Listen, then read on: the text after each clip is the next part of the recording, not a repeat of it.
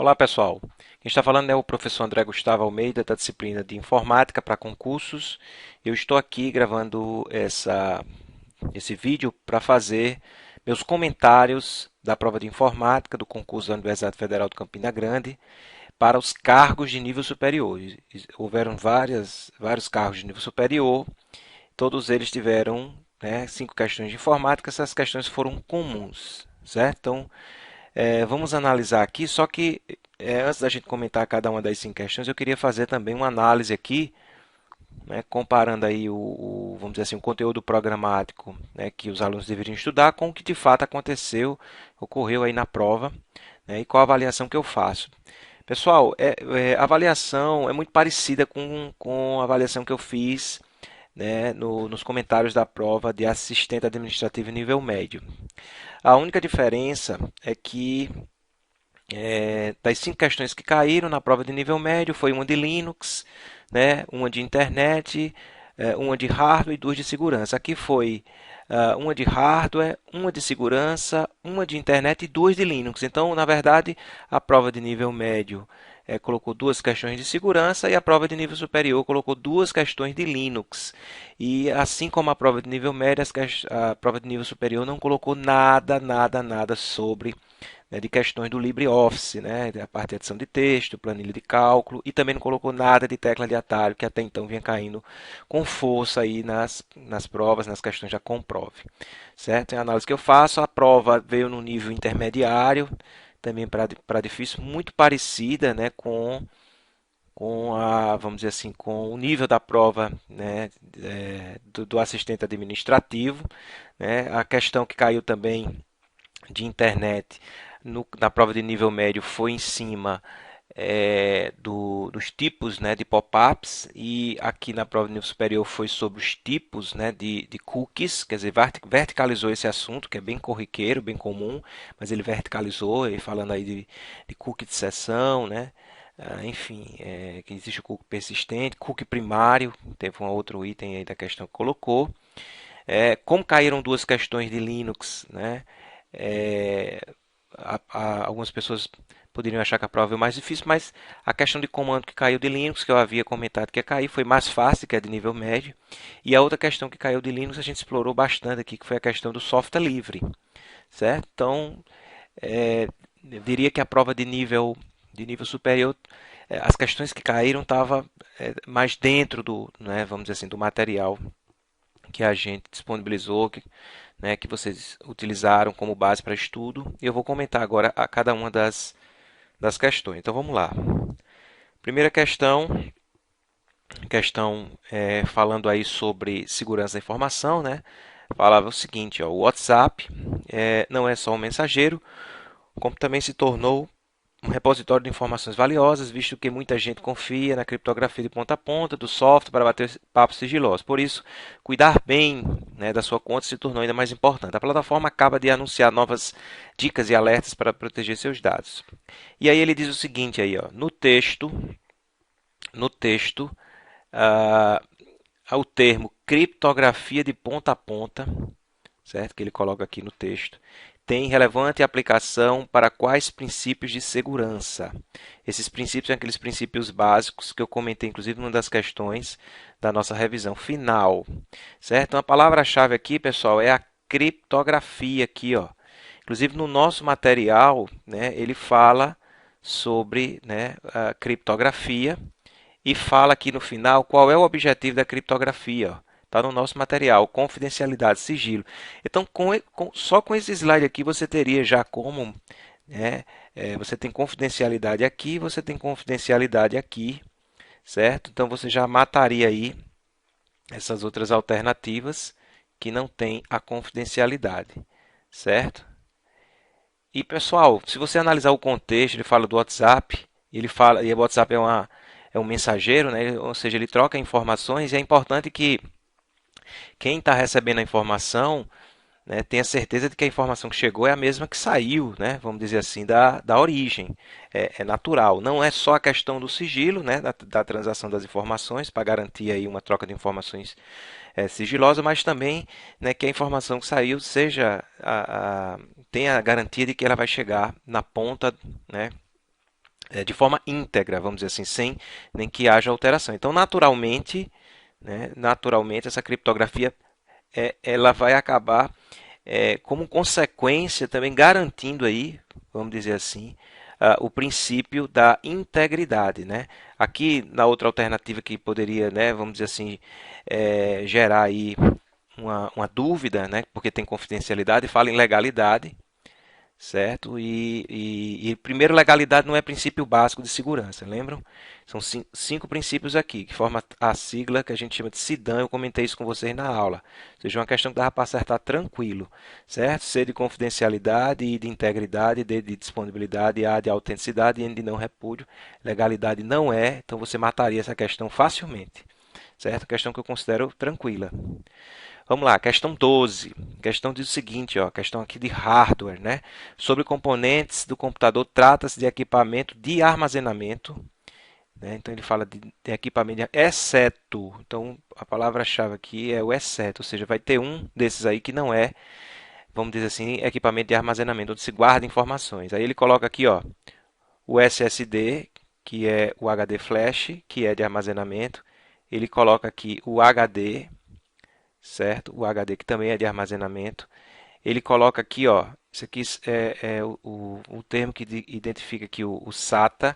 O SATA, pessoal, é um tipo de barramento, que é um tipo de barramento usado para conectar justamente os HDs, certo? Um tipo de barramento, ou seja, não é um dispositivo de um equipamento de armazenamento, e sim um dispositivo, né, um tipo de barramento seria essa a resposta. Mas vamos ver as outras aqui, ó. Electrically Erasable, Programmable, Read-Only Memory. Esse Read-Only Memory eu acho que é bem bastante conhecido de vocês, tem a ver com ROM, certo? Então, aquelas variações da memória ROM, né, que é a memória, por exemplo, aqui, ó, EEPROM, né? EEPROM, que é a memória ROM programável e apagável eletricamente, ok? Dispositivo é equipamento de armazenamento, apesar de não ter vamos dizer assim, não ser muito utilizado, né? Pelo usuário comum, né? Porque na verdade é mais comum usar a memória flash, que é uma variação da memória ROM, né? Que é a FEPROM, né? Em vez de ser EEPROM. Mas enfim, e aqui nós temos o DVD, né? O DVD que também só que aqui é um equipamento de armazenamento óptico. Então, essa questão também teoricamente tranquilo, estava lá no nosso material. A gente tem uma parte que fala sobre os equipamentos de armazenamento, né, dispositivos de armazenamento. Tem uma parte que fala sobre barramentos, está lá o SATA como um dos barramentos. Eu considero essa questão também relativamente tranquila, apesar de não ser um assunto que é muito comum e talvez muita gente tenha esquecido, né, de alguns conceitos aí. Questão 13, né, sobre o comando pwd do Linux. Né? Bem, pessoal, a gente até deu essa questão, porque a gente resolveu uma questão na sala, na nossa revisão, muito parecida, né? Então perguntava para marcar a alternativa correta aqui sobre o Linux e o Windows, e a resposta correta dizia justamente aqui, ó, o comando pwd, ele pode ser executado e serve para indicar o local da estrutura de diretórios que o usuário se encontra no momento. É justamente o que está aqui, né? O caminho completo aqui, onde ele se encontra, né? Do diretório local. Tranquilo? Beleza. Questão fácil. Então, aparentemente, até aí, a questão 13 é a prova de nível superior, mais fácil que a de nível médio, até algumas pessoas chegaram a colocar. De fato, né? Mas vamos lá, a questão 14 é uma questão. As questões 14 e 15 são as mais difíceis, elas estão mais ou menos no nível, né, da questão 13 e 14 da prova de nível médio, certo? Mas eu considero aqui essa questão, né, assim, um pouco mais difícil, até porque existe a estratégia da eliminação e nessa questão a gente não teve talvez a mesma facilidade que a gente teve na questão 13 da prova de nível médio. Mas vamos lá, ele diz o seguinte, ó, o uso de software livre é mais comum nos órgãos públicos federais, né, 93%, do que os estaduais, 78%, em 85% dos órgãos federais e 57% dos estaduais houve desenvolvimento de softwares novos para atender às suas necessidades específicas. Aproximadamente metade, né, dos órgãos da esfera federal, 52%, que desenvolveram software da própria organização ou para atender necessidades específicas do órgão, também compartilhou ou cedeu estes softwares para outros órgãos públicos. Sobre software livre, então a questão fala sobre software livre e software proprietário, analisa as afirmativas abaixo. Aí nós temos aqui, né, 4 alternativas. Primeiro, o software livre se baseia no modelo de software como serviço, né, que é um dos tipos, né, vamos dizer assim, das variações da computação em nuvem. Isso poderia gerar, de repente, uma certa dúvida. Tentando montar uma estratégia para vocês responderem a questão. A 2 diz o seguinte, ó, uma diferença entre os tipos de software está na gratuidade. Que tipos? Proprietário e livre. Software livre são gratuitos e softwares proprietários são pagos. Software livres não são gratuitos necessariamente. Inclusive, isso está lá. Eu comentei isso na nossa aula de revisão. E isso também, pessoal, está, né, no material que eu disponibilizei para vocês aqui, ó, nos slides de Linux, né? Então, nos slides de Linux, nós temos aqui no início, né, um slide que diz o seguinte, ó, o software pode ser, mas não necessariamente gratuito. Está bem explícito aí, até destacado em vermelho. Isso vocês já sabiam. Então, isso faria com que vocês já vamos dizer assim, eliminassem, né, os itens aqui, por exemplo, a letra A, que fala do 2, a letra B, né, que fala aqui do 1, 2 e 3, né? E aí nós temos também aqui, ó, a letra E, que fala do 1, 2, 3 e 4. Então, restando aí a letra C e a letra D. A letra C e a letra D têm em comum que o 3 e o 4 estão corretos, né? Então, a gente nem analisou ainda, mas pelo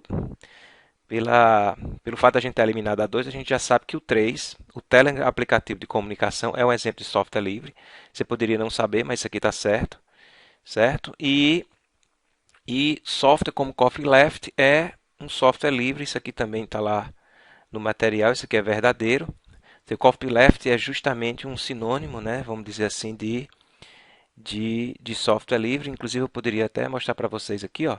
O copyleft significa o direito de permissão de cópia, né, de uma obra, né, de um software aqui, a gente pode traduzir dessa forma, para outros usuários, dando a liberdade de copiar, modificar, redistribuir, aquelas liberdades que compõem aí o software livre, né. E aí, pessoal, nós voltando aqui para a questão, a gente já viu que estava verdadeira e a dúvida agora surge em cima, né, do item 1, ele está certo ou errado, né? O software ali se baseia no modelo como de software como um serviço.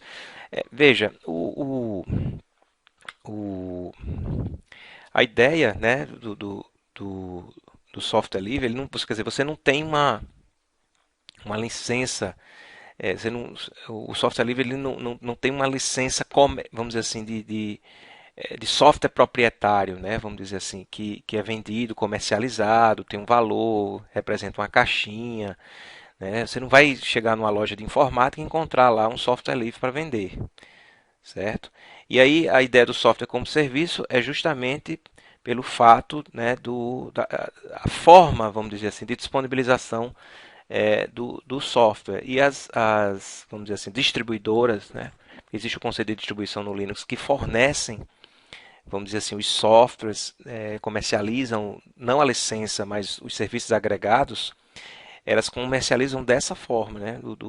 A ideia do software como serviço, até porque pode ser que um belo dia você não deseje mais ter os serviços agregados daquela empresa, né? Mas assim, a título de informação, eu dei uma pesquisada também aqui na internet, né? E está aqui no site que diz, né? O software livre ele se baseia no modelo de software como serviço, ou seja, o software como um serviço. Ele baseia-se na prestação de serviço fazendo uso daquele software, que é a ideia das empresas que distribuem, né? Existem várias distribuições do Linux. Então, o lucro não está na venda da licença, como eu já havia comentado, mas nos serviços agregados a ele. E a qualquer momento você pode não querer mais aquele serviço, que é a ideia do software como serviço, certo? E aí você continua tendo acesso, vamos dizer assim, ao software, porque ele é livre, mas sem os serviços daquela distribuidora, vamos dizer assim. Então, um também está certo, o que faz com que a resposta correta da questão seja a letra D. Ok, pessoal? E agora a questão 15, outra questão também considerada mais difícil, porque ele verticalizou o assunto que é os que são os cookies aqui, né, pessoal? A questão fala de cookies, e ele diz que são arquivos criados pelos websites, que você visita, todo mundo sabe disso, já comentamos diversas questões, são usados para manter as informações, né, de estado conforme você navega por diferentes páginas em um site ou retorna é, ao site posteriormente. Então, sobre cookies, analise as afirmativas abaixo. Aí ele diz o seguinte aí, ó, os cookies eles podem ser usados para executar código, ou seja, quando ele fala em executar código, isso lembra de programa, né? Sei lá, programa ou executável. E na verdade o cookie, né, executável, e o cookie, pessoal, não é nada disso. O cookie é um arquivo de texto, certo? Que tem informações, né, que você forneceu durante o processo de navegação. Ou seja, de cara você já eliminaria aqui essa, vamos dizer que é um dos itens mais tranquilos aí, certo? Com relação a essa parte de cookies. Então você eliminaria o item 1, então você eliminaria aqui a letra A, eliminaria a letra D e eliminaria a letra E, fazendo com que só restassem duas aqui. Uma está dizendo que a 2 está certa, só a 2, a outra está dizendo que 2, 3 e 4. Se a gente souber que o 3 e o 4 estão corretos, o 3 ou 4, a gente já elimina B. Captaram? Quer dizer, basta saber se é 2 ou 3, se a 3 ou 4 está correta. Se nenhuma das duas estiver correta, é a letra B. Então é uma outra, então quer dizer, a questão ela já mudou, né? Vamos dizer assim, a concepção dela, né? Então vamos logo analisar aqui o 3 e o 4. O 3 é o seguinte, ó, cookie de sessão, né? São armazenados na memória e não são gravados no disco. E aqui diz no 4, os dados são enviados pelo servidor web na forma de um cabeçalho HTTP chamado de setcookie. E aí, né? A questão é, a gente já vê que o 2 está certo, né? Porque aqui diz que o 2 está certo, aqui diz que o 2 está certo. Ou seja, cookies primários, que é uma outra classificação de cookies, são cookies associados com o domínio do host. Isso aqui está certo, né, pessoal? Então a questão é um pouco mais difícil, porque mesmo com essa estratégia, o item 3 e o item 4 não são conceitos comuns, né? A gente não trabalha muito fortemente. Apesar de cookie de sessão estar caindo bastante nas provas. Caiu, salvo engano, na prova recente agora. Acho que foi da guarda, né, da guarda municipal de Parnamirim, municipal não, da